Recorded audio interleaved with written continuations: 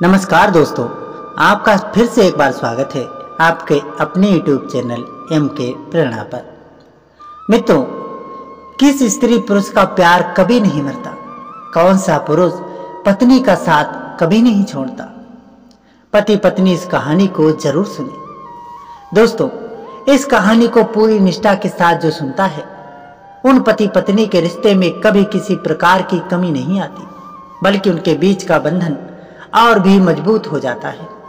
कलयुग के इस दौर में सबसे बड़ी समस्या यह है कि दाम्पत्य जीवन में प्रेम की दीवारें बहुत जल्दी दरकने लगती हैं। विश्वास और आपसी समझ कमजोर पड़ने लगती है।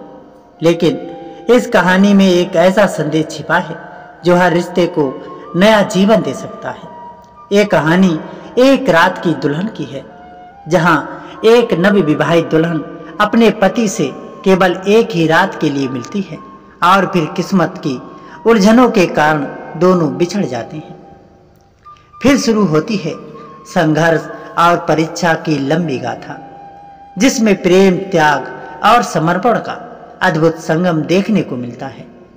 पति पत्नी के बीच सच्चे प्रेम का ये प्रमाण दर्शाता है कि चाहे कितनी ही बड़ी मुसीबतें क्यों ना आए, अगर प्रेम सच्चा हो तो समय और दूरी उन्हें अलग नहीं कर सकते। इस कहानी को सुनने के बाद हर किसी को यह महसूस होगा कि यदि पति पत्नी के बीच सच्चा प्रेम है, तो चाहे कितनी भी बड़ी बाधाएं क्यों ना आ जाएं, उन्हें एक दूसरे से मिलने से कोई नहीं रोक सकता।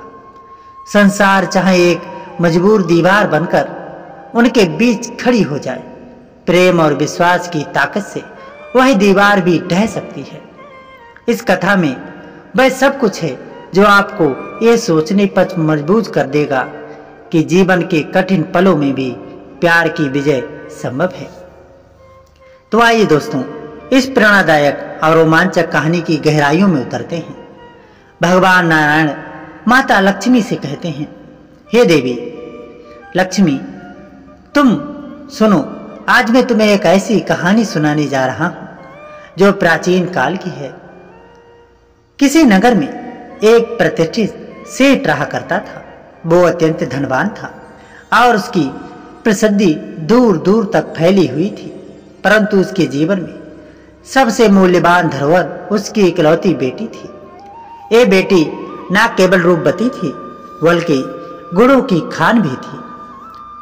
वो सेठ अपनी बेटी को बहुत प्यार करता था और उसके भविष्य को लेकर हमेशा चिंतित रहता था। समय के साथ जैसे जैसे उसकी बेटी बड़ी होती गई, सेठ के मन में उसकी शादी की चिंता बढ़ने लगी। उसने सोचा, जब मेरी बेटी शादी लायक हो जाएगी तो मुझे उसके लिए एक योग्य वर खोजना होगा। उस समय की प्रथा के अनुसार परिवार के सदस्य स्वयं लड़का देखने नहीं जाते थे। उसके बजाय वे इस काम के लिए नाई और पंडित को भेजकर करवाते थे, जो पूरे नगर में उपयुक्त वर की तलाश में जाते थे। सेठ ने भी यही किया। उसने नगर के प्रमुख ब्राह्मणों और नाइयों को बुलवाया और उन्हें पूरी बात बताई। उन्होंने कहा, ये एक महत्वपूर्ण कार्य है। मेरी बेटी जैसी अद्वितीय रूपवती, मैं चाहता हूं कि उसके लिए भी वैसा ही उपयुक्त और गुणवान वर ढूंढूं। मैं नहीं चाहता कि किसी प्रकार की कोई कमी रह जाए। उसके लिए सेठ ने एक सुंदर चिट्ठी लिखी और उस नाई और ब्राह्मण को सौंप दी।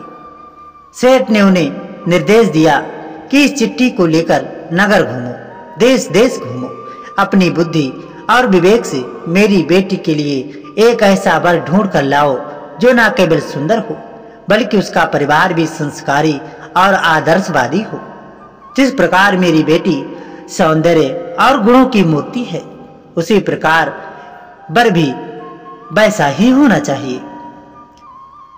भगवान कहते हैं, हे देवी लक्ष्मी, ध्यान से सुनना। अब मैं उस कहानी को आगे बढ़ाता हूं। जब सेठ ने ब्राह्मण और नाई को अपनी बेटी के लिए योग्य वर तलाशने के लिए भेज दिया, तो वे पूरी श्रद्धा और लगन के साथ देश और नगर नगर घूमने लगे। वे हर जगह खोज करते, अपने सवाल पूछते और योग्य वर की तलाश करते, परंतु विधि का विधान कुछ ऐसा था कि इस खोज में उन्हें कठिनाइयों का सामना करना पड़ रहा था। जहां कहीं उन्हें सुंदर और गुणवान लड़का मिल जाता, वह परिवार में समृद्धि या घर की स्थिति संतोषजनक नहीं मिलती थी। और यदि कहीं परिवार संपन्न और संस्कारी मिल जाता तो उसमें योग्य लड़के की कमी रह जाती। ये खोज एक कठिन पहेली बन गई थी। सेठ की बेटी जिस अनुपम सौंदर्य और गुणों से वशीभूत थी, वैसे ही गुणों वाला लड़का ढूंढना आसान नहीं था। ब्राह्मण और नाई दोनों इस उलझन में पड़ गए थे कि आखिर कैसे उस सेठ की उम्मीदों पर खरा उतरा जाए। एक नगर से दूसरे नगर, एक राज्य से दूसरे राज्य उनकी यात्रा चलती रही। उन्हें हर जगह अलग अलग प्रकार के परिवार और लड़के मिलते थे, लेकिन सेठ की बेटी के योग्य कुछ भी नहीं मिला। फिर एक दिन में ऐसे नगर में पहुंचे जहां उन्होंने देखा कि एक परिवार अपनी सादगी और सज्जनता के लिए प्रसिद्ध था। उस परिवार का एक लड़का था जो न केवल सुंदर था बल्कि अपने स्वभाव से भी बहुत नेक और संस्कारी था।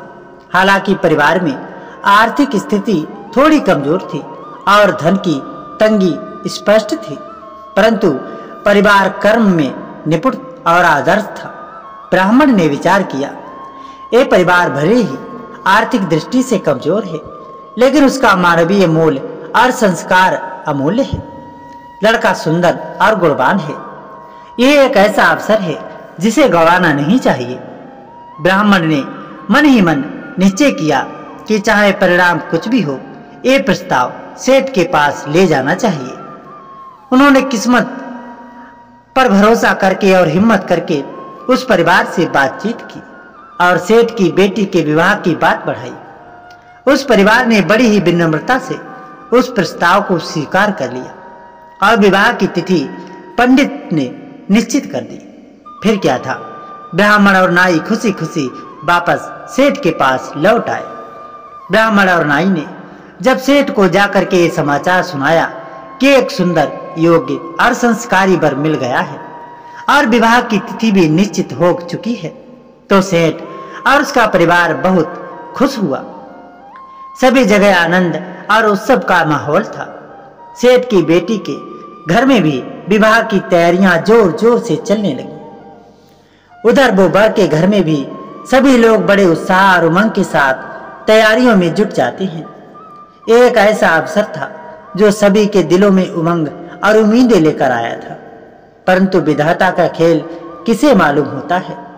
जब विवाह की तिथि निकट आई तो एक अप्रत्यक्ष घटना घटती है। जिस लड़के के लिए ब्राह्मण ने टीका भेजा था, जिसे वर के रूप में चुना गया था, वह एक गंभीर दुर्घटना का शिकार हो जाता है। इस दुर्घटना में उसकी एक आंख फूट जाती है। अब वह एक आंख से ही देख सकता था। यह हादसा न केवल लड़के के लिए बल्कि उसके पूरे परिवार के लिए गहरी चिंता का विषय बना हुआ था। विवाह का दिन अब बहुत निकट आ चुका था। वर के घर में खुशी की जगह अब उदासी और निराशा ने ले ली थी। परिवार के सदस्यों के चेहरे पर चिंता की लकीरें साफ दिखाई दे रही थी। सब लोग सोच में पड़ गए थे कि इस परिस्थिति में अब क्या करें। यदि लड़के को एक आंख से दूल्हा बनाकर बारात में लेकर जाते हैं और दुल्हन के परिवार ने उसे देखकर शादी करने से मना कर दिया, तो वह पूरे परिवार के लिए बड़ी ही अपमानजनक होगा। न केवल वर का परिवार बल्कि मोहल्ला और समाज उनकी हंसी उड़ाएंगे। उनके मान सम्मान पर प्रश्न बन गया था। वर के परिवार के बुजुर्ग, विशेष रूप से लड़के के दादाजी, जो बेहद समझदार और अनुभवशाली व्यक्ति थे, उन्होंने सभी को सांत्वना दी। उन्होंने कहा, चिंता मत करो, हमें एक उपाय करना होगा। हम रास्ते में एक किराए का दूल्हा ढूंढ लेंगे, उसे कुछ धन देकर और समझाकर हमारे साथ बारात में शामिल कर लेंगे। जब विवाह संपन्न हो जाएगा तो बाद में हम अपनी बहू को स्थिति समझाकर घर ले आएंगे। भगवान नारायण माता लक्ष्मी को समझाते हुए कहते हैं, हे देवी लक्ष्मी, इस कथा को ध्यान से सुनना। जब बारात रास्ते में आगे बढ़ रही थी हर कोई चिंता और आशंका से घिरा हुआ था। सभी सोच रहे थे कि क्या किया जाए और कैसे इस मुश्किल का हल निकाला जाए। तभी यात्रा के दौरान बारात एक घने जंगल से गुजर रही थी। वहां एक पेड़ के नीचे एक सुंदर कुमार सोया हुआ था। उसका रूप और चेहरा देखकर बारात में शामिल लोगों के मन में विचार आया कि इससे सुंदर दूल्हा कहीं नहीं मिलेगा। लड़के के दादाजी, जो बेहद समझदार और अनुभवी व्यक्ति थे, उन्होंने तुरंत उस लड़के को जगाया और उससे पूछा कि तुम कौन हो और इस जंगल में क्या कर रहे हो। कुमार ने आंखें खोलकर देखा और कहा, मैं एक गरीब आदमी हूँ और मैं यहाँ कुछ व्यक्तिगत कारणों से आया हूँ। यह सुनकर दादाजी ने कहा, तो फिर हमारे साथ चलो, हम तुम्हारे लिए एक काम देते हैं। लड़के ने हैरानी से पूछा, मुझे क्या करना होगा? दादाजी ने कहा, तुम्हें ज्यादा कुछ नहीं करना है। हम तुम्हें एक रात के लिए दूल्हा बनाएंगे और तुम्हारा विवाह कराएंगे। उसके बदले में हम तुम्हें एक सोने की मोहर देंगे। कल सुबह होते ही तुम अपने रास्ते चले जाना। मित्रों, पहले तो उस लड़के ने मना कर दिया, लेकिन बारात में अन्य लोगों ने उसे समझाया और कुछ ने दबाव भी बनाया। तब आखिरकार वो लड़का मान जाता है, क्योंकि उसके पास उस समय कोई विकल्प नहीं था और उसे एक प्रस्ताव किसी अद्वितीय अवसर जैसा लग रहा था। बारात ने उस कुमार को दूल्हा बना दिया और उसे सजाकर उसकी पालकी में बैठा दिया। सभी ने राहत की सांस ली, मानो अब सब ठीक हो जाएगा। बारात जब लड़की के घर पहुंची तो वहां का दृश्य देखने लायक था। हर तरफ खुशियों की गूंज, ढोल नगाड़े बज रहे थे और लोग बारात का स्वागत करने के लिए तैयार खड़े थे। जिसकी मां और पिता ने जब पालकी से निकलते दूल्हे को देखा तो उनकी आंखों में खुशी और गर्व था। लड़की ने भी पर्दे के पीछे से अपने दूल्हे को देखा और मन ही मन प्रसन्न हुई।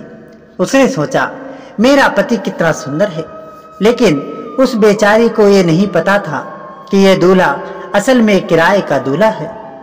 राजकुमार ने अपने मन में एक मन द्वंद महसूस किया। वह जानता था कि यह सब केवल एक रात का नाटक है और सुबह होते ही उसे यहाँ से चले जाना है। लेकिन उसके दिल में ये विचार भी आया कि इस अनजान लड़की के साथ रात बिताना एक बड़ी जिम्मेदारी है। उसके मन में ठान लिया कि चाहे जो भी हो, वह उस लड़की का सम्मान बनाकर रखेगा। दूसरी ओर लड़की के माता पिता बेहद खुश थे। उन्हें ऐसा योग्य और सुंदर दूल्हा जो मिल गया था। विधाता का खेल यहीं खत्म नहीं हुआ। विवाह के बाद बड़े हर्ष उल्लास और विधि विधान से सभी रस्में पूरी की गईं। पूरे नगर में उत्सव का माहौल था और सेठ की बेटी का विवाह एक बड़े समारोह के रूप में संपन्न हुआ था। वह पल हर किसी के लिए अनमोल था। पुराने रीति रिवाजों के अनुसार विवाह के बाद दूल्हा दुल्हन को अटारी पर चढ़ाया जाता था ताकि वे आराम से कुछ समय बिता सके और एक दूसरे से परिचित हो सके। अब किराए का दूल्हा, जो असल में एक अजनबी लड़का था, दुल्हन के साथ अटारी पर पहुंच जाता है। उसने दुल्हन को देखा और उसकी सुंदरता को, उसकी मासूमियत ने उसे कुछ पल के लिए स्तब्ध कर दिया। वह सोच में पड़ गया कि किस परिस्थिति में वह यहाँ आया है और अब क्या करना चाहिए। उसके मन में एक बड़ा संकट था।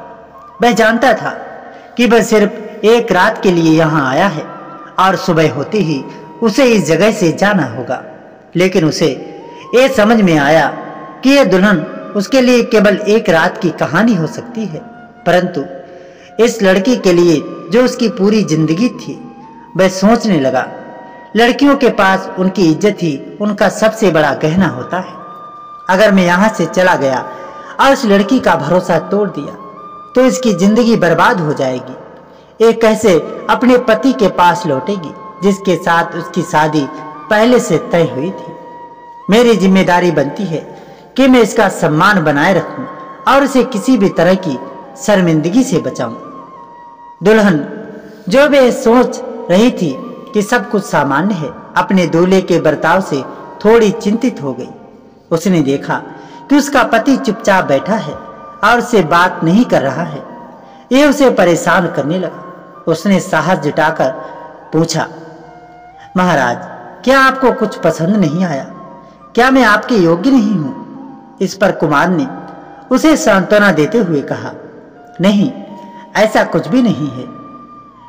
फिर भी दुल्हन के मन में संदेह और चिंता बनी रही। लड़के ने देखा कि वह सवालों से घिर गया है। उसने बात को संभालते हुए कहा, तुम्हें चिंता करने की आवश्यकता नहीं है, मैं बस सोच रहा हूं। ये सुनकर लड़की ने राहत की सांस ली, लेकिन मन में अब भी कुछ सवाल थे। लड़के ने मन ही मन यह निर्णय कर लिया कि वो इस रात को केवल बातचीत से गुजारे ताकि इस लड़की का सम्मान सुरक्षित रहे। उसने सोचा, यदि मैं इसका सम्मान बनाए रखूंगा और इसे किसी भी तरह की असमंजस में नहीं डालूंगा तो शायद ये मेरी आत्मा का कर्तव्य पूरा होगा। वह जानता था कि यह रात गुजरने के बाद वह फिर से अपनी पहचान के साथ अपनी राह पर लौट जाएगा। लेकिन इस लड़की के लिए यह पल उसकी जिंदगी की सबसे बड़ी परीक्षा थी। दूसरी ओर दुल्हन के मन में एक अजीब सी बेचैनी हो रही थी। उसे समझ में नहीं आ रहा था कि उसका पति उससे बात क्यों नहीं कर रहा है। वह सोचने लगी कि मेरे पति मुझसे खुश क्यों नहीं है? क्या मैंने कोई गलती कर दी है? इस तरह की उलझनों के बीच दोनों के बीच एक अजीब सी खामोशी छा गई थी। फिर दुल्हन ने साहस जुटाकर फिर से बातचीत शुरू की। उसने पूछा, क्या हमारे बीच को कोई समस्या है? आप इतनी खामोशी क्यों बरते हुए हैं? लड़के ने उसकी ओर देखा और उसके चेहरे पर मासूमियत देखी। उसने कहा, नहीं प्रिय, कोई समस्या नहीं है। मैं बस इसलिए उदास हूं। जब राजकुमार ने देखा कि रात बीत रही है और उसे किसी तरह इस समय को गुजारना है, उसने एक बहाना बनाया और दुल्हन से कहा, प्यारी, मुझे बहुत तेज भूख लगी है, इसलिए मैं उदास हूं। क्या कुछ खाने का इंतजाम हो सकता है? ये सुनकर दुल्हन एकदम घबरा गई। उसने सोचा, ये मेरी पहली रात है और मेरा पति को भूख लगी है। ये कैसे हो सकता है कि मैं उसे भूखा छोड़ दूं? लेकिन छत पर खाने पीने की कोई व्यवस्था नहीं थी। वहां कुछ थोड़े से चावल पड़े थे जिन्हें शायद पुराने समय से रखा गया था। उन चावलों पर उसे आंसुओं के बूंदे नजर आई, मानो किसी की उदासी या चिंता का प्रतीक हो। लड़की ने साहस जुटाया और चावल पकाने का निश्चय किया, लेकिन वहां ईंधन के लिए लकड़ियां नहीं थी। लड़की ने हालात ऐसे थे कि उसे समझ नहीं आ रहा था कि वो क्या करे। वो परेशान हो गई, लेकिन हार मानने वाली नहीं थी। उसने अपने शरीर के वस्त्रों को ईंधन के रूप में जलाना शुरू कर दिया ताकि चावल पक सके। ये देखकर राजकुमार अचंभित रह गया। उसने सोचा, इस लड़की का प्रेम और समर्पण कितना महान है। मैं एक किराए का दूल्हा हूं और ये लड़की मेरे लिए अपने वस्त्रों की बलि दे रही है। दुल्हन ने अपने पूरे संपूर्ण और प्रेम से चावल पकाए और उन्हें अपने पति के सामने परोसा। राजकुमार ने चावल को धीरे से खाया। उसके हर एक निवाले के साथ वह सोच रहा था कि इस लड़की का भविष्य क्या होगा जब वह सुबह यहां से चला जाएगा। दुल्हन का उद्देश्य था कि वह अपने पति को खुश रखे और फिर उनसे प्रेम की बातें कर सके। लेकिन आधी रात तक ऐसा करते करते वह खुद भी थक गई थी और सोच में पड़ गई कि आखिर उसके पति इतने उदास और चुप क्यों हैं। आधी रात बीत चुकी थी। दुल्हन के चेहरे पर चिंता और सवाल साफ साफ झलक रहे थे। उसने हिम्मत करके कहा, क्या आप मुझसे कुछ छुपा रहे हैं? क्या आपको मुझसे कोई परेशानी है? राजकुमार ने उसकी ओर देखा। उसकी आंखों में एक अजीब सी उदासी थी। वह जानता था कि वह एक रात के लिए यहां आया है, लेकिन इस लड़की के प्रति उसका एक कर्तव्य था। उसने प्यार भरी नजर से देखा और कहा, नहीं प्रिय, ऐसा कुछ भी नहीं है। बस कुछ बातें हैं जो मैं तुम्हें नहीं बता सकता। सूरज उगने ही वाला था। उस लड़के ने देखा कि उसकी पत्नी थककर चूर हो चुकी है उसने धीरे धीरे से उसे देखा और उसके चेहरे को अपने दिल में बसा लिया। उसकी आंखों में आंसू थे। उसने मन में सोचा, आज की रात मैंने तुम्हारे साथ बिताई है, लेकिन कल से शायद मैं तुम्हारे जीवन में ना रहूं। ये कहते हुए उसने धीरे से अपने आंसू पोंछे और अटारी से नीचे उतर आया। बारात में लौटकर कुमार ने अपने कर्तव्य को पूरा किया। बारात के लोग उसे एक सोने की मोहर देकर विदा कर देते हैं और कहते हैं, अब तुम अपने रास्ते जाओ और यहाँ दोबारा कभी मत आना। वह कुमार जो अब अपने असली रूप में लौट चुका था, उसने एक अंतिम बार पीछे मुड़कर उस घर को देखा जहां उसकी एक रात की दुल्हन सो रही थी। फिर उसने अपने कदम उठाए और अपने रास्ते पर निकल पड़ा। वह अपनी एक रात की दुल्हन को छोड़कर जा तो रहा था, लेकिन सच में उसे अपनी दुल्हन से प्रेम हो गया था। उसका मन नहीं चाह रहा था कि वो उसे छोड़कर जाए, लेकिन करता तो क्या करता। दूल्हा जो एक रात का था। सुबह होते ही विवाह की सभी रस्में पूरी हो गईं और दुल्हन की विदाई की तैयारी शुरू कर दी गई। पालकी सजाई गई और दुल्हन को उसमें बिठाकर विदा कर दिया गया। वह पल बड़ा भावुक था। हर किसी की आंखों में आंसू थे और सेठ की बेटी भी अपने नए जीवन की ओर बढ़ने के लिए तैयार हो रही थी।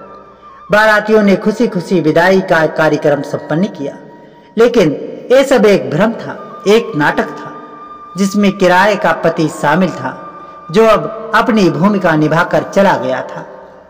अब बारात वापस अपने घर की ओर चलने लगी तो वह लड़का जिसकी आग दुर्घटना में आंख फूट गई थी, वो उसकी वजह से सब कुछ हुआ था, पालकी के पास आता है। उसने पालकी के अंदर झांक कर देखा और प्यार से कहा, प्यारी, अगर प्यास लगी हो तो पानी पी लो, तुम्हारा चेहरा देखकर मुझे सुकून मिलता है। दुल्हन जो अभी तक इस भ्रम में थी कि वो वही उसका पति है, एक पल के लिए चौंक गई। उसने ध्यान से देखा और समझा कि ये पति वह नहीं है जिसने मेरे साथ रात बिताई थी। उसकी ननद जो पालकी के अंदर बैठी थी, उसने दुल्हन के चेहरे पर सवालिया भाव देखे। उसने बिना किसी झिझक से कहा, भाभी, इतना संकोच क्यों कर रही हो? ये मेरे असली भैया हैं, आप इनके साथ ही तो ब्याही गई हैं। ये सुनकर दुल्हन का चेहरा एक बार फिर से आश्चर्य से भर जाता है। उसने अपनी ननद से पूछा, लेकिन वो रात वाला दूल्हा कौन था? ननद ने मासूमियत से बताया, वो किराए का दूल्हा था। मेरे भैया की आंख फूट जाने के कारण उस रात तुम्हारी शादी उसके साथ करवाई गई थी।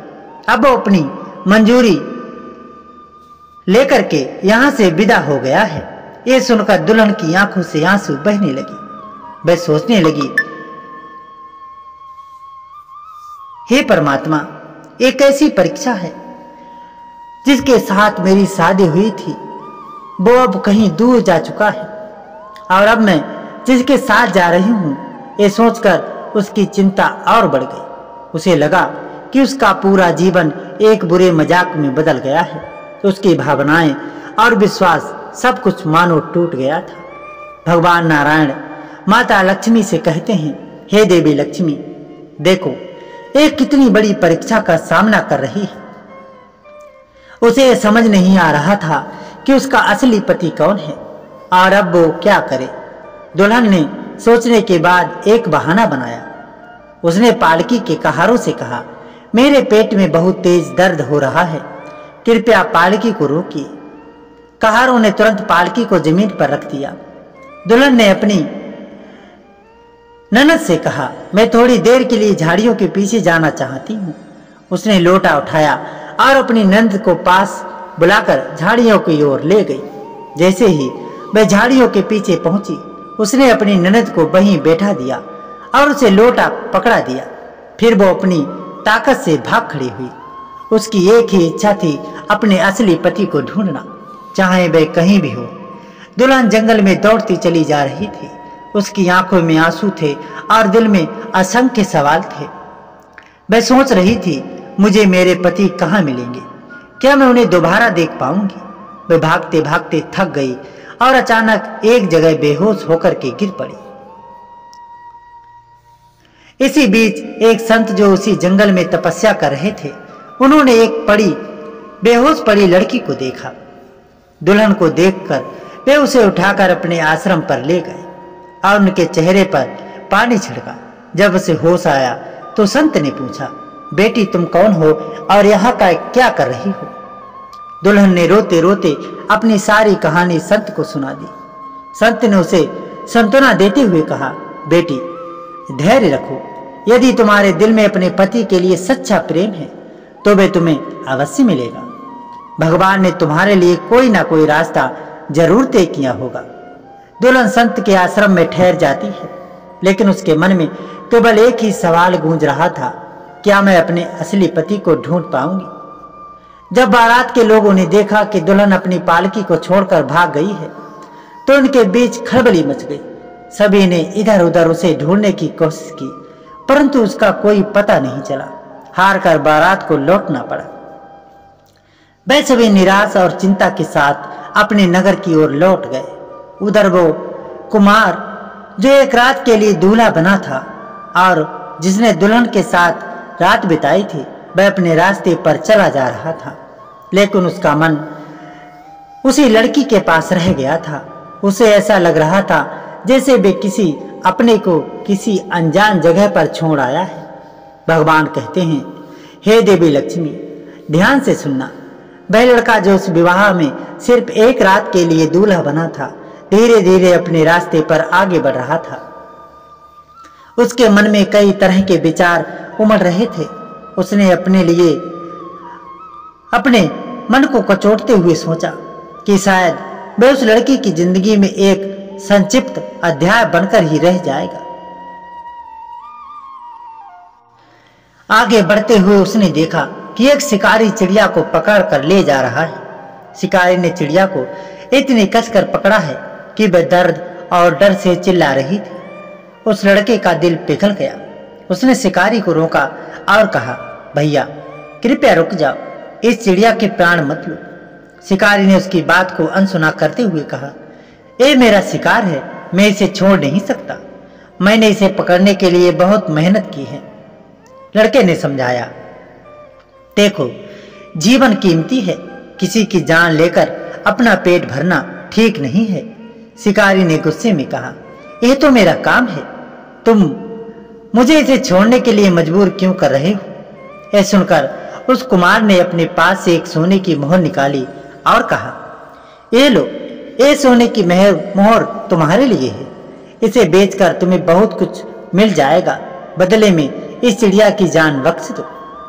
शिकारी ने कुछ पल के लिए सोचा। उसने समझा कि सोने की मोहर से वह अधिक लाभ कमा सकता है। उसने चिड़िया को छोड़ दिया और मोहर लेकर वहां से चला गया। चिड़िया ने अपने पंख फड़फड़ाए और उड़ती हुई एक पेड़ पर जा बैठी, लेकिन वह कुमार को देखती रही। उसके दिल में कृतज्ञता की भावना उमड़ आई। उसने उड़कर अपने परिवार के पास पहुंची और वहां की सारी घटना सुनाई। चिड़िया के परिवार वाले सुनकर चौंक गए। उन्होंने कहा, तुम्हें उस इंसान का धन्यवाद करना चाहिए, उसने तुम्हारी जान बचाई है। हम नहीं जानते कि तुम्हारे दिल में पानी है या नहीं, पर एक एहसान का बदला देना तुम्हारा कर्तव्य है। जाओ और उस इंसान का धन्यवाद करके आओ। चिड़िया ने अपने परिवार वालों की बात मानी। वह फिर से उड़कर राजकुमार के पास गई और बोली, तुमने मेरी जान बचाई है, तुम्हारा उपकार मैं कभी नहीं भूलूंगी। उस कुमार ने कहा, मैंने जो भी किया मेरा कर्तव्य था, हर किसी का जीवन मूल्यवान है। चिड़िया ने मन में ही ठान लिया कि वह उस सज्जन व्यक्ति के उपकार का बदला चुकाएगी। उसने सोचा कि वह उसे ऐसे ही नहीं छोड़ सकती। ये विचार करते हुए वह चिड़िया वहां से उड़ जाती है और अपने परिवार को बता देती है कि वह उस इंसान की मदद का मार्ग ढूंढ रही है। उधर भगवान कहते हैं, हे देवी लक्ष्मी, देखो सच्चे हृदय से किए गए अच्छे कर्म का फल अवश्य मिलता है। उस कुमार ने बिना स्वार्थ के एक चिड़िया की जान बचाई और वे चिड़िया अब उसकी मदद के लिए आगे आने वाली है। भगवान नारायण ने माता लक्ष्मी को समझाते हुए कहा, हे लक्ष्मी, अब सुनो।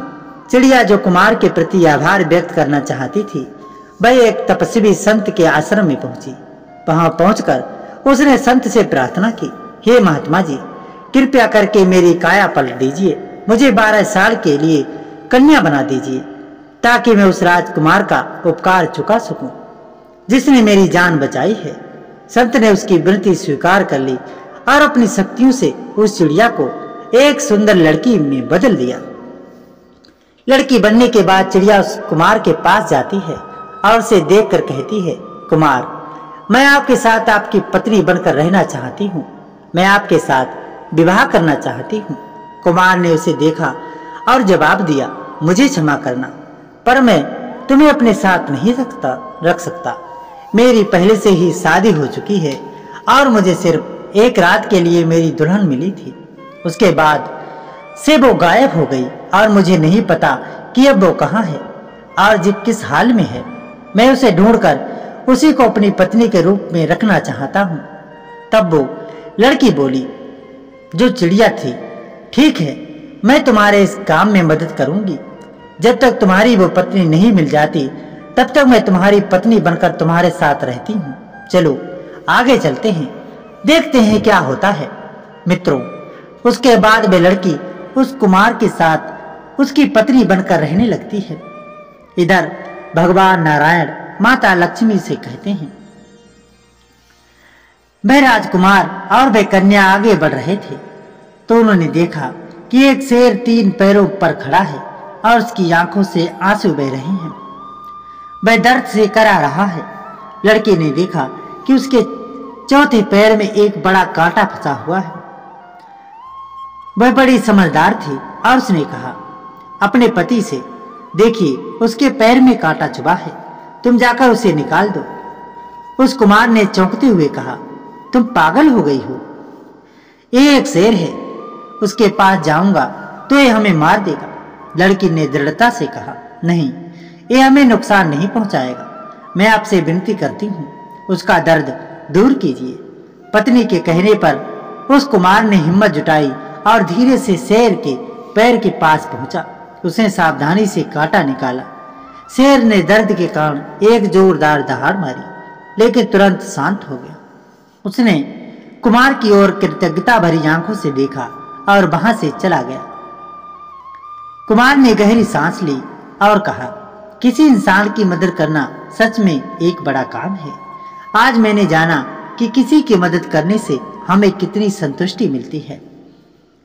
भगवान नारायण माता लक्ष्मी से कहते हैं, हे देवी लक्ष्मी, देखो उस शेर ने भी उस लड़के की मदद करने की ठान ली। कहते हैं किसी भी जीव का उपकार कभी व्यर्थ नहीं जाता। कुमार का जीवन अब एक नया मोड़ लेने वाला है। शेर ने क्या किया, एक सुंदर सा घोड़ा बनकर उस कुमार के मार्ग में खड़ा हो गया। कुमार ने उस केवड़ों के देखा, उसे वहां घोड़ा बहुत पसंद आया और उसने उस घोड़े को अपने साथ कर लिया। कुमार उस घोड़े पर सवार हो जाता है। उसने अपनी पत्नी को भी उस पर बैठा लिया, जो वो चिड़िया बनकर आई थी, और दोनों जंगल की ओर बढ़ने लगे। उनका उद्देश्य एक ही था, उस पत्नी को ढूंढना जिसे वह एक रात के लिए मिला था और जो अब कहीं खो गई थी। वह पत्नी जो अब एक संत के आश्रम पर रह रही थी, उसे ढूंढने के लिए उस कुमार ने अपने सफर पर निकल पड़ा। वह जानता था कि वह लड़की उसे एक आंख के अंधे दूल्हे के साथ चली गई होगी। मुझे तो उसका कोई पता ठिकाना भी नहीं पता, जो मैं उसे कहीं खोजूं। जंगल में आगे बढ़ते हुए अचानक कुमार ने देखा कि एक सर्प ने एक मेढक को पकड़ रखा है। मेढक अपनी जिंदगी की आखिरी उम्मीद में छटपटा रहा था। उसकी आंखों में मौत का खौफ था, प्राण बचाने की आस थी। राजकुमार का दिल एक बार फिर दया से भर गया। वह सर्प के पास पहुंचा और कहा, भाई कृपया इसे छोड़ दो, ये छोटे जीव का जीवन बख्श दो। सर्प ने जवाब दिया, ये मेरा भोजन है, मैं इसे नहीं छोड़ सकता, मेरी भूख मिटाने के लिए यह जरूरी है। यह सुनकर राजकुमार ने कहा, यदि तुम्हें भूख मिटाने के लिए मांस चाहिए तो मैं तुम्हें अपने शरीर से थोड़ा मांस दे सकता हूं, पर इस मेढक को छोड़ दो। सर्प ने आश्चर्य से राजकुमार की ओर देखा और कहा, क्या तुम सच में ऐसा करोगे? राजकुमार ने बिना संकोच कहा, अपना चाकू निकाला और अपनी जांघ से थोड़ा मांस काट लिया। उसने वो मांस सर्प को दिया और मेढक की जान बचा ली। सर्प ने मांस खाकर अपनी भूख मिटाई और बोला, तुमने न केवल अपने दर्द को सहा है बल्कि मेरे लिए अपना मांस काटा। ये उपकार मैं कभी नहीं भूलूंगा। जब भी तुम्हें मेरी जरूरत होगी मैं अवश्य आऊंगा। मित्रों, सर्प ने उस कुमार की मदद करने की ठान ली और एक सुंदर सी तलवार बनकर रास्ते में गिर पड़ा। कुमार ने उस तलवार को उठा लिया। मेंढक ने भी राजकुमार की ओर देखा और उसकी आंखों में आंसू आ गए। वो बोला, आपने मेरे जीवन की रक्षा की है। मैं आपके इस उपकार का ऋणी हूं। जब भी आपको मेरी आवश्यकता होगी मैं आपकी सहायता के लिए तैयार रहूंगा। वह मेढक भी एक कोड़ा बनकर के आगे रास्ते में गिर जाता है। दोस्तों, वे लड़का उस कोड़े को उठा लेता है और आगे को चल देता है। उधर भगवान नारायण माता लक्ष्मी से कहते हैं, देखो लक्ष्मी, राजकुमार का साहस और उसकी मदद की भावना उसे सभी प्राणियों का प्रिय बना रही थी। उसका प्रत्येक अच्छा कर्म एक वरदान के रूप में उसके पास जरूर लौटेगा। जब समय आएगा ये सभी जीव उसकी सहायता करेंगे। राजकुमार ने दोनों प्राणियों का आभार स्वीकार किया और अपने सफर पर आगे बढ़ गया। अब तक उसके साथ जो शेर घोड़े के रूप में था उसका सबसे विश्वसनीय साथी बन चुका था। कुमार का दिल अब भी अपनी खोई हुई पत्नी को ढूंढने के लिए चिंता से भरा हुआ था, लेकिन उसकी पत्नी उसे मिल नहीं रही थी।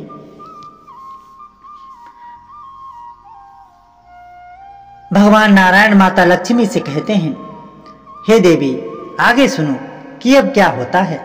वह लड़का अपनी पत्नी की खोज में लगातार आगे बढ़ रहा था।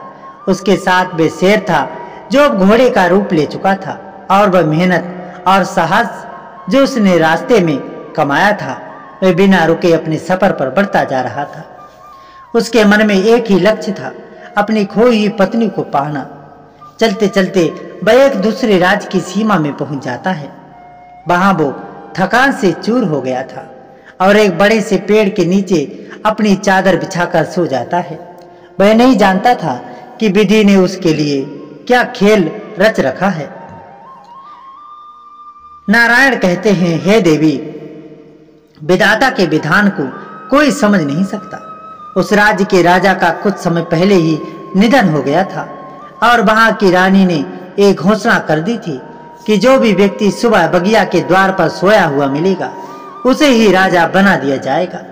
सुबह होते ही राजमहल के नौकरों ने देखा कि एक अजनबी व्यक्ति बगिया के द्वार पर सोया हुआ है। वे उसके पास गए, उसे जगाया। राजकुमार हैरानी से जागा और घबराकर बोला, भाई, आप लोग मुझे क्यों पकड़ रहे हैं? मैंने कोई गलती नहीं की है। नौकरों ने कहा, तुम्हारी गलती नहीं है, तुम्हारा भाग्य तुम्हें यहाँ लेकर के आया है। तुम इस राज्य के नए राजा बनने वाले हो। उस कुमार को समझ में नहीं आया कि ये सब क्या हो रहा है। वो चुपचाप उन नौकरों के साथ महल की ओर चल देता है। जब वो रानी के सामने पहुंचा तो रानी ने उसे देखा और कहा, युवक, तुम मेरे लिए बेटे जैसे हो। मेरे पति अब नहीं रहे और मैं किसी से विवाह भी नहीं करूंगी, लेकिन मेरे राज्य को एक राजा की जरूरत है और विधि का विधान है तुम ही इस राज्य के राजा बनोगे। कुमार ने संकोच करते हुए ये नई जिम्मेदारी स्वीकार कर ली। उसकी इच्छा तो अपनी खोई हुई पत्नी को ढूंढने की थी, लेकिन अब वो जानता था कि भगवान ने उसके लिए एक नई जिम्मेदारी तय की है। उधर वो चिड़िया जो लड़की बनकर उसके साथ रह रही थी, उसने देखा कि राजकुमार अब राजा बन चुका है, तो वह भी महल में एक रानी के रूप में उसके साथ रहने लगी। 12 साल तक वे दोनों उस राज्य में आनंद पूर्वक रहने लगे। चिड़िया जो कन्या बनी हुई थी वह जानती थी उसका समय अब धीरे धीरे समाप्त होने वाला है, क्योंकि वो संत द्वारा दिए गए वरदान के अनुसार 12 साल के लिए लड़की बनी थी। मित्रों, इस बीच राजकुमार ने अपने नए राज्य को बाखूबी संभाला और प्रजा का दिल जीत लिया। वह अब भी अपनी पत्नी को याद करता था, जिसकी एक रात की स्मृति उसकी आंखों में बसी हुई थी। उसे यह विश्वास था कि एक दिन वह उसे अवश्य ही मिलेगा। भगवान नारायण ने लक्ष्मी से कहा, हे देवी लक्ष्मी, देखो, कर्मों का फल अवश्य मिलता है। राजकुमार के सच्चे प्रेम और अच्छे कर्मों ने उसे एक नया जीवन दिया। वो राजा बना और उसके अच्छे कर्मों का फल उसे जीवन में मिला, क्योंकि उसकी असली परीक्षा अभी बाकी थी। क्योंकि सच्चा प्रेम उसे खोई हुई पत्नी के एक दिन अवश्य मिलेगा। समय आगे बढ़ता जा रहा था। राजकुमार, जो कभी एक रात की दुल्हन का पति था, धीरे धीरे अपनी पुरानी यादों से दूर होता जा रहा था। उसकी नई जिम्मेदारियों और राज्य के कामों ने उसे व्यस्त कर दिया था। दूसरी ओर वह एक रात की दुल्हन, जो महात्मा के आश्रम में रह रही थी, एक रात अपने पति के लौटने का इंतजार कर रही थी। हर दिन वह आकाश की ओर देखती और सोचती कि मेरे पति कब आएंगे, किस रास्ते से आएंगे, कैसे मिलेंगे। मित्रों, समय बीतता गया और इस इंतजार में 11 साल निकल गए। उसे एक रात की दुल्हन की आंखों में अभी भी उम्मीद की चमक थी। उधर वे चिड़िया, जो लड़की बनकर राजकुमार के साथ रह रही थी, उसने एक पुत्र को जन्म दिया। पूरे राज्य में खुशी की लहर दौड़ गई। सभी लोग आनंदित थे और राजकुमार ने भी इस अवसर को खुशी जताई। लेकिन इस खुशहाली के माहौल में राज्य के मंत्री के मन में जलन और ईर्ष्या की आग जल रही थी। उसने सोचा, राजा की मृत्यु के बाद ये राजपाट मेरा होना चाहिए था, लेकिन ये अजनबी कहां से आकर राजा बन बैठा। अब तो उसका एक पुत्र भी हो गया है। अगर मैंने इसे नहीं रोका तो राज्य हमेशा के लिए मेरे हाथ से निकल जाएगा। मंत्री ने एक षड्यंत्र रचा। उसने तय किया कि वो राजकुमार को सोते हुए मार डालेगा। एक रात जब राजकुमार गहरी नींद में था, मंत्री ने कुछ जल्लादों को बुलाया और उन्हें राजा के कक्ष में भेजा। लेकिन राजकुमार की रक्षा के लिए खूंटी पर टंगी तलवार, जो कि एक सर्प का रूप ले चुकी थी, वह जाग उठी। जैसे ही जल्लाद राजकुमार के पास पहुंचे, तलवार ने अपनी असली रूप में आकर के उन सबको डस लिया और उन्हें मार डाला। मंत्री ये देखकर अचंभित रह गया। तलवार ने अपना कर्तव्य निभाया और फिर खूंटी पर टंग गई। उसने राजकुमार का जीवन बचाकर अपना कर्ज चुका दिया था। अगले दिन राजकुमार शिकार पर जंगल में जाता है। मंत्री ने फिर से एक साजिश रची और कुछ दुष्ट लोगों को भेजकर राजकुमार को घेर कर मार डालना चाहता था। अब राजकुमार शिकार में तल्लीन था, तभी अचानक उन दुष्टों ने उसे चारों ओर से घेर लिया। लेकिन उसके साथ वह घोड़ा भी था, जो एक शेर था। घोड़े ने राजकुमार से कहा, महाराज, मेरी पीठ से उतरो। अब समय आ गया है कि मैं अपने असली रूप में आ जाऊं। राजकुमार ने घोड़े की बात मानी और वो घोड़े की पीठ से उतर गया। घोड़ा तुरंत शेर के रूप में बदल गया और उन दुष्टों पर टूट पड़ा। उसने उन सभी को परास्त कर दिया और राजकुमार की जान बचा ली। राजकुमार ने यह देखकर समझ लिया कि वह वही सिंह है जिसने उसकी कई बार रक्षा की है। सिंह ने कृतज्ञता के साथ सिर झुकाया और जंगल की ओर लौट गया। अपना धर्म निभाकर समय धीरे धीरे बीतता गया और वह दिन भी आ गया जब 12 साल पूरे होने को थे। 12 साल जो चिड़िया बनी राजकुमारी थी, राजकुमार के साथ वह समय बिता रही थी, अब समाप्ति की ओर थी। अब बस एक ही दिन शेष रह गया था। वह लड़की जो राजकुमार की पत्नी बनकर उसके साथ रह रही थी, जानती थी कि अगली सुबह वह अपने असली पहचान में लौट आएगी और राजकुमार के जीवन को हमेशा के लिए विदाई हो जाएगी। रात्रि के समय चिड़िया बनी वह लड़की अपने पति के पास बैठी और बोली, महाराज, कर 12 साल पूरे हो जाएंगे जब से मैंने आपके साथ रहना शुरू किया था। उस समय आपने एक बात कही थी कि आपका विवाह पहले से ही हो चुका है। क्या आप मुझे उस रात की कहानी सुनाएंगे? राजकुमार ने गहरी सांस ली और कहा, हाँ, मुझे एक रात की दुल्हन मिली थी। मैं एक रात के लिए दूल्हा बनकर गया था। उसके बाद मुझे मजबूरी में वहां से विदा होना पड़ा था। मैं नहीं जानता कि अब वह कहाँ है, किस हाल में है।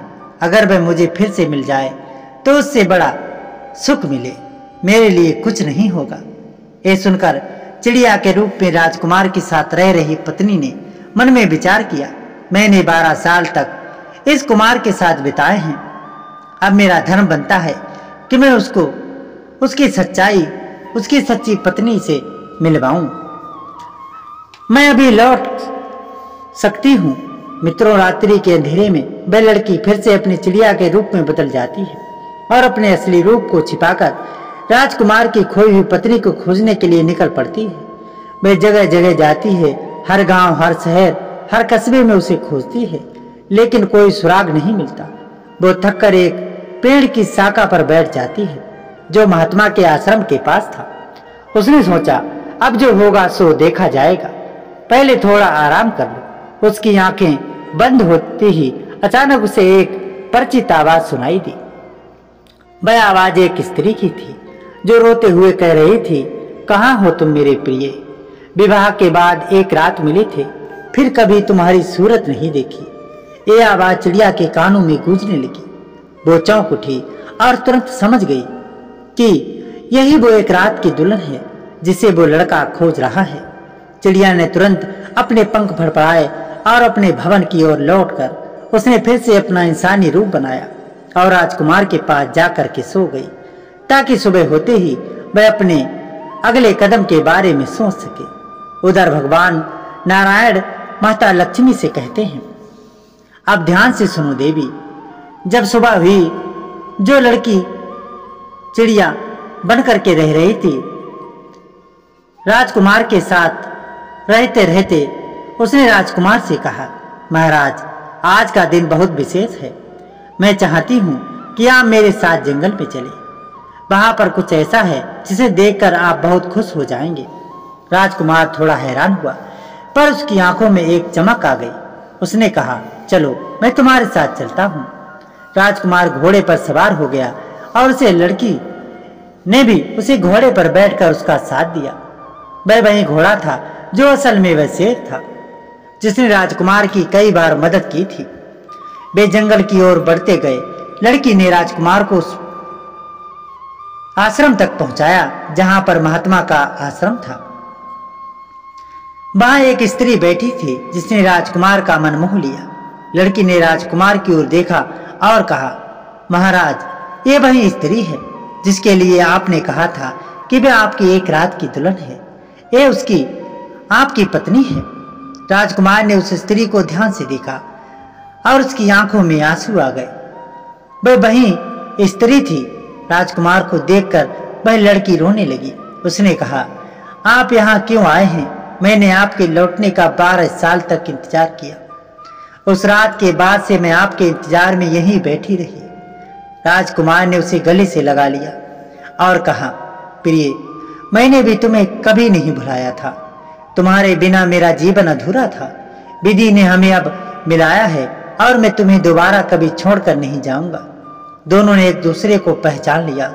उनकी आंखों में खुशी के आंसू साफ छलक रहे थे। प्रेम की चमक उनकी आंखों में भरी हुई थी। फिर राजकुमार ने अपनी पत्नी को देखकर वापस जाने का निश्चय किया।